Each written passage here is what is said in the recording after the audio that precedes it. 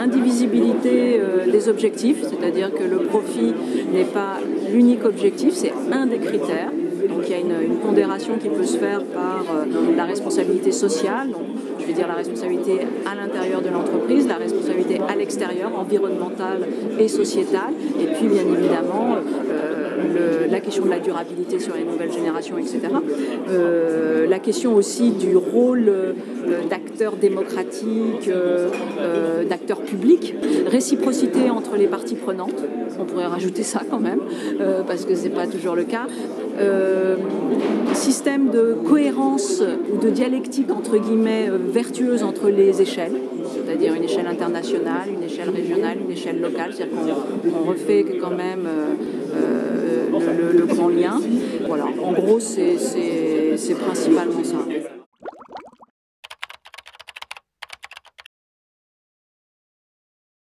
Effectivement, on l'a dit tout à l'heure, quand il y a une règle, il y a très souvent, et c'est assez logique d'ailleurs, une volonté de contourner la règle. Donc généralement, on essaye de créer un rapport de force sur différents fronts. Donc on peut aussi promouvoir de manière plus pédagogique, plus transparente, un certain type de valeur et montrer au contraire que sur le long terme, c'est plus profitable pour les uns et pour les autres.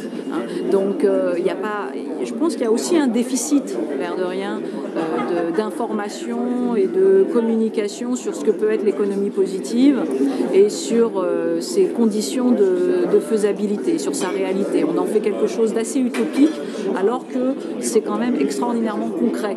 Là déjà, il y a un travail pour préparer les esprits et puis après, il y a hélas ou heureusement la règle de droit et la sanction si besoin.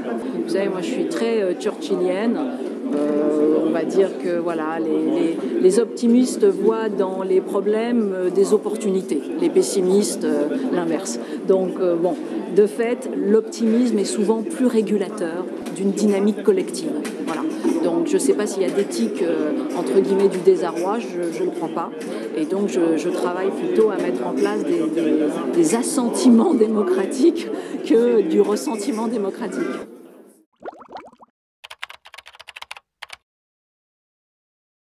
Surtout pas d'idées folles, justement, des bonnes idées bien concrètes et bien simples.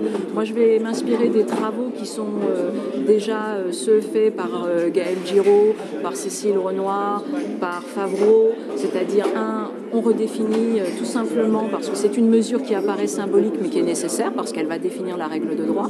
Donc, on redéfinit l'article 1832 du Code civil français, on commence par chez nous, et qui tout simplement réforme la définition de l'entreprise, qui ne fait pas que le profit est la seule finalité de l'entreprise, mais qui fait que le profit devient un moyen au service d'une durabilité sociale et sociétale, entre guillemets, si on ouvre vers la question de l'environnement. Donc voilà, des choses tout simplement, faire déjà cette première mesure-là, ça sera pas mal.